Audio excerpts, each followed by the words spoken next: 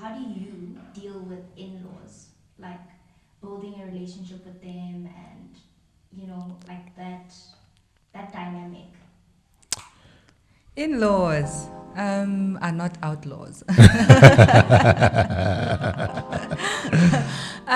Dealing with in-laws, I think the most important thing is you need to look at your in-laws as your parents. And when you deal with your in-laws, you are dealing with your other parents.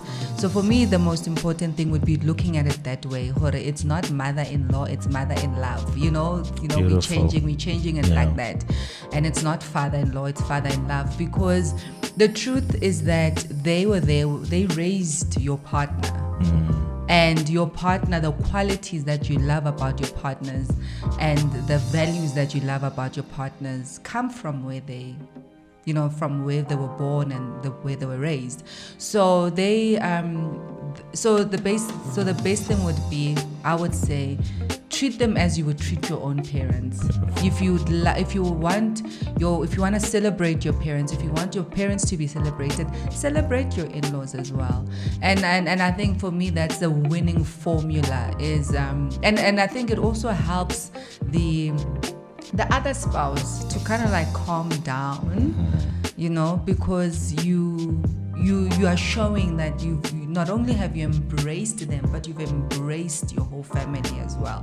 So for me, that's how I would say you deal with your family. Deal with them as if you are dealing with your own family. So treat the siblings like you would treat your siblings. Treat your mother-in-law and your father-in-law the same way you would treat your mother and your father. Celebrate them the same way you'd want your family to be celebrated. Because the truth is that if you are not the only child and you've got other siblings, your parents are also in-laws to somebody else. So it's 360. So it's important that you treat your in-laws the same way you'd want your family treated. Yes, dear. I agree 100%. I don't have anything really to add on to that. You've aced it. Yeah. I'd say we are blessed in that regard, in a sense that her parents treat me as their son, and also the same on his side. So in that regard, we're very blessed. Extended family, not that much, but we don't spend a lot of time with them, so it doesn't matter. But with our parents, we feel at home. Like when I'm at her home, I feel at home. So I think in that sense we are blessed. So we haven't dealt with any issue where we had to confront each other and heated arguments. No. On my side, mina ngilasborn ekhaya, like at his home. I'm the firstborn at home, but mom and dad have accepted me and they treat me like their own. Actually, I feel like a lastborn.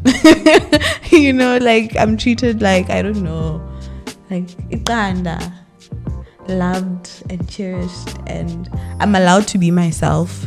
And I learn a lot. So yeah, they've just shown me a lot of love.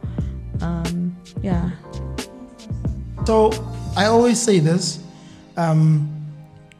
as partners, we have the responsibility to teach our partners how to treat our families.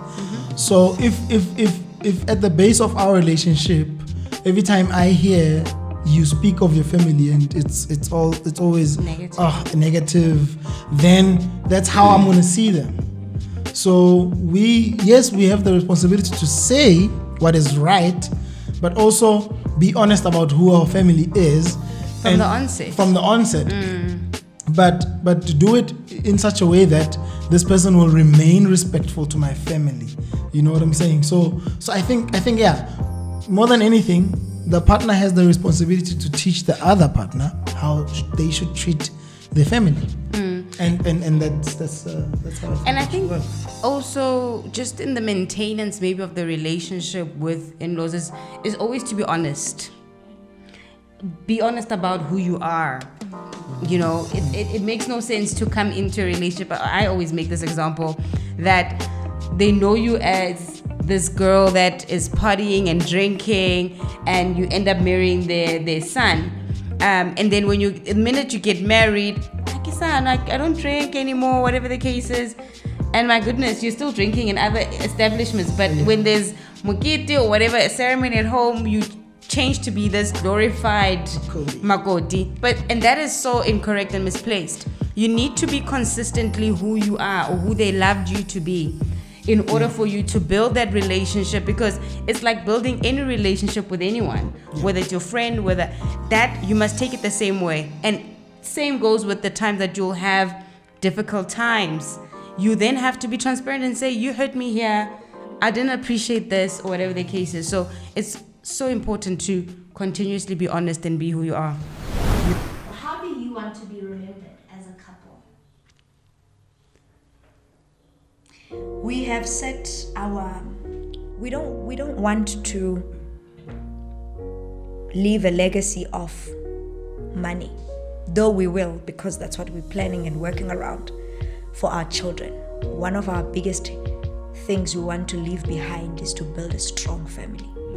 We are just so passionate about it and believe that, in fact, it's one of our calls and one of our purposes for being together as a couple.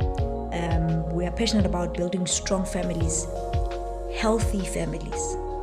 One of the things maybe we forgot to share is that we both come from families where we grew up in single parent-headed homes. And we always admired couples in church because we grew up in church, both of us.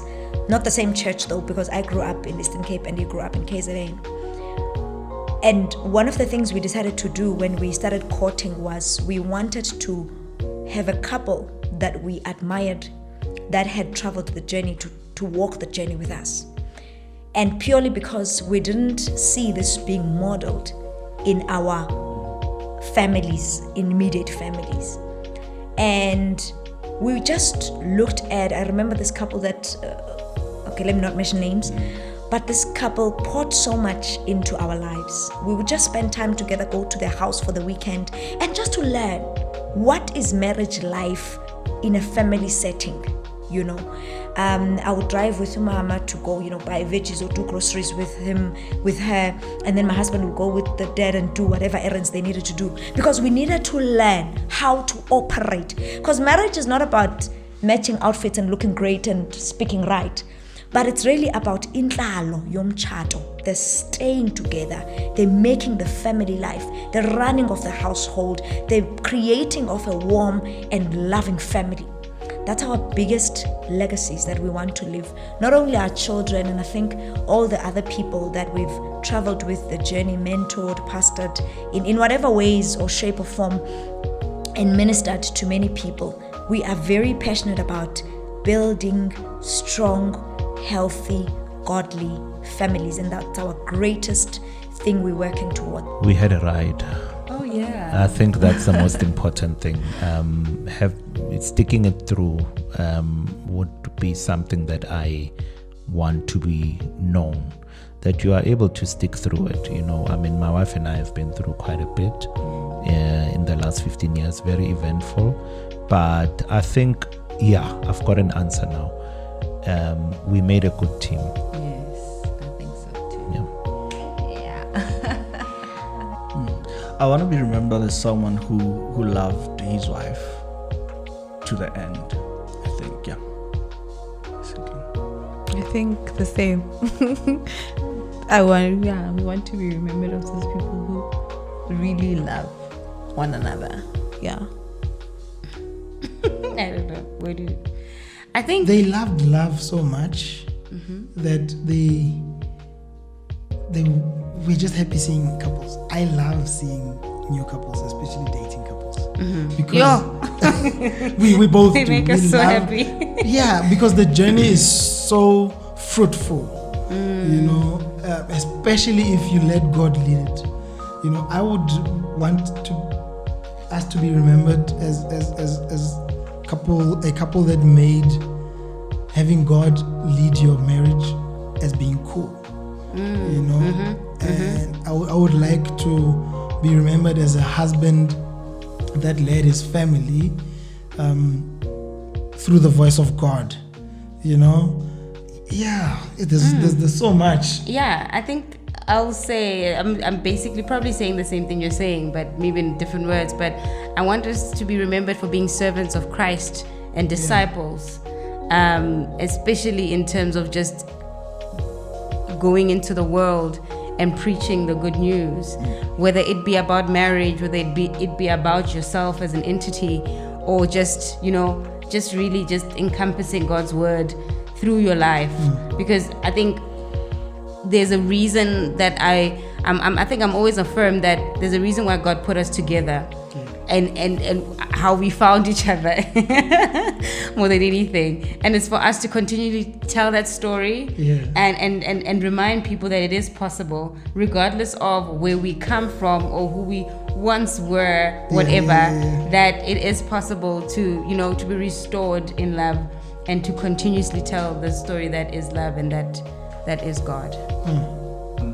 With that as well, that for our families, that we have been a blessing in our family, that our union has not just been to empower us, both of us, but to uplift our families, to be a blessing to our families.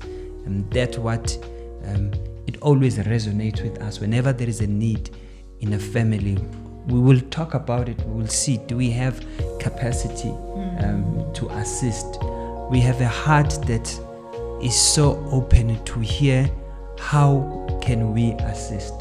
It's a legacy to leave, and never leave our families in a poor state. When it comes to ministry and work of the kingdom, we still want to see ourselves contributing a lot into healthy marriages, but as well in our own personal ministry, just preaching the good news of the gospel. We believe that we have a calling over our life. We believe that there are great things that God has invested in us, that the nations and many other people still need to hear from us. But as well to love each other.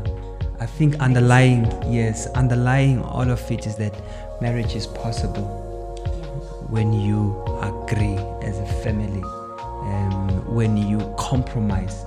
Compromise does not say that the other person is always right. Sometimes you compromise for the sake of peace. What's important to you as a family?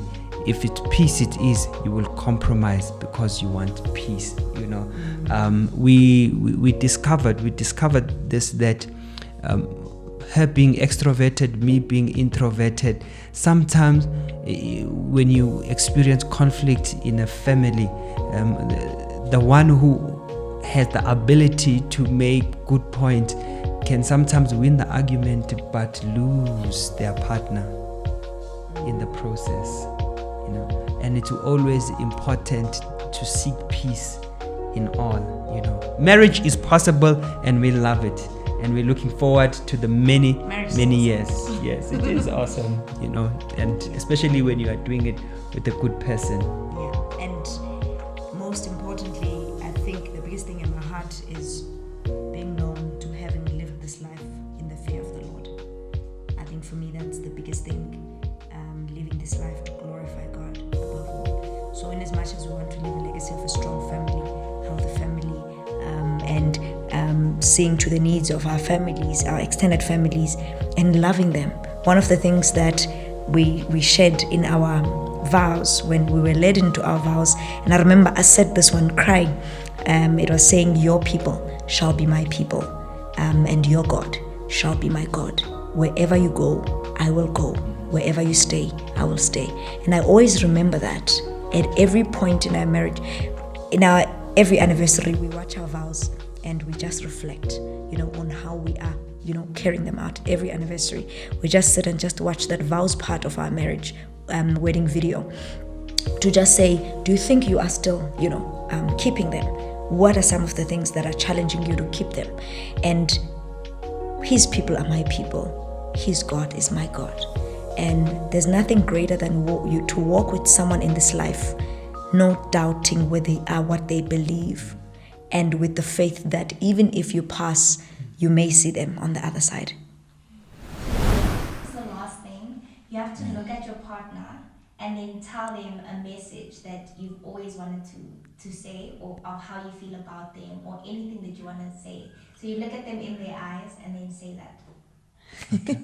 You must tell her Go again. first. You must start all over. Yeah. I love you, and I really can't imagine a day without you. Even those work trips that I take, going far, I really miss you. I want you to know that from the first moment I leave the house, I think about you till I come back. So I love you, and I want to spend the rest of my life with you. You're spending the rest of your Do you? life with me. Okay, it's a proposal. Again? Yes. Okay. How many cows are you gonna bring this time? I love you. Oh, babe, I love you too. Thank you. You deserve the Husband of the Year award. Yeah. Thank you. It's been a wonderful journey. I think God has been good. The hand of God has dealt me well by bringing you into my life. You know, there are many things that I'm convinced about, and others I'm not convinced. But I'm convinced, one, that Christ died for my sins and He rose. You know, I'm convinced that I'm born from the elephant family. But I'm also convinced that you truly have my best interest and you love me.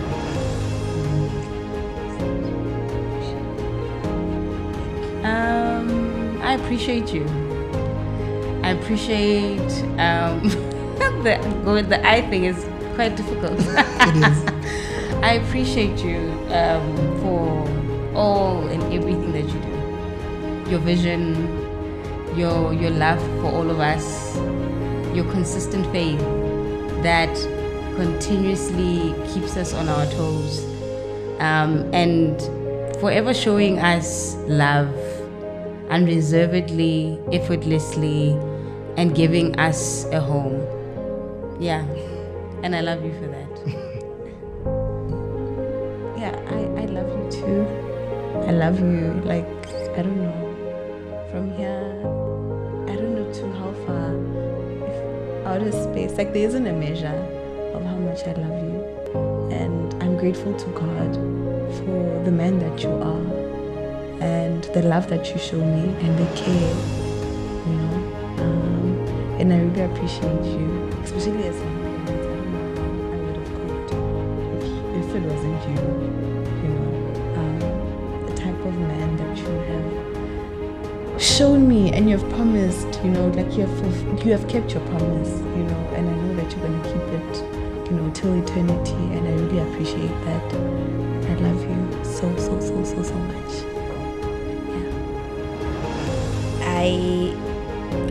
In the many things that the Lord has given me as gifts, one of them is the gift to express myself. And sometimes it's in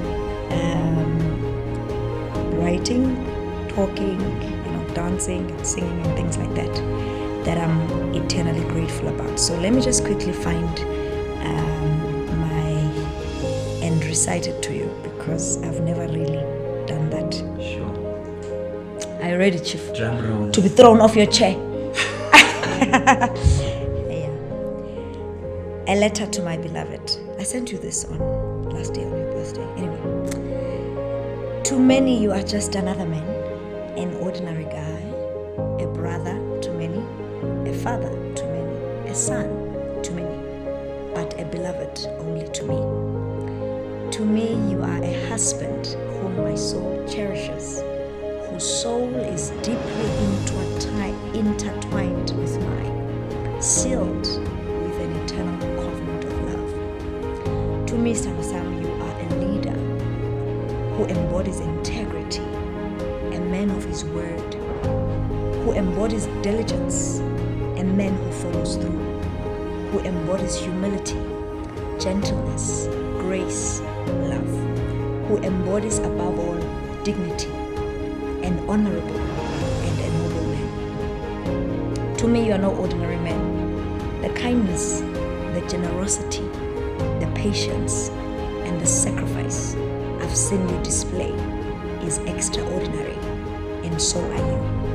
I'm in awe of the strength, consistency, and the faith you exude, the calmness of your demeanor, the charm of your humor, the delight of your laughter. I adore. The heavens have given me the greatest honor of doing life with you, Mr. Elephant, to closely witness the unfolding of a mystery, and that is our journey. What a marvel to watch. Your children and I are called blessed because they are blessed. Mr. Elephant, you are incredible. You are amazing. You are special. You are my husband, and you are my beloved. And for this, I am eternally grateful to the Lord. There you go. Before you start crying. Will you marry me again? Wow. I know. I hardly ever say it with my mouth. I always write it down. So it's quite, yeah. It's doing things. Babe, I love you. And I am grateful that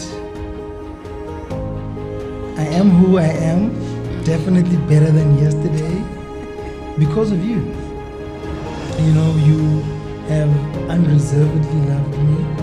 You have made me look good, literally and figuratively. And you are my home. And whatever, whenever, I will always love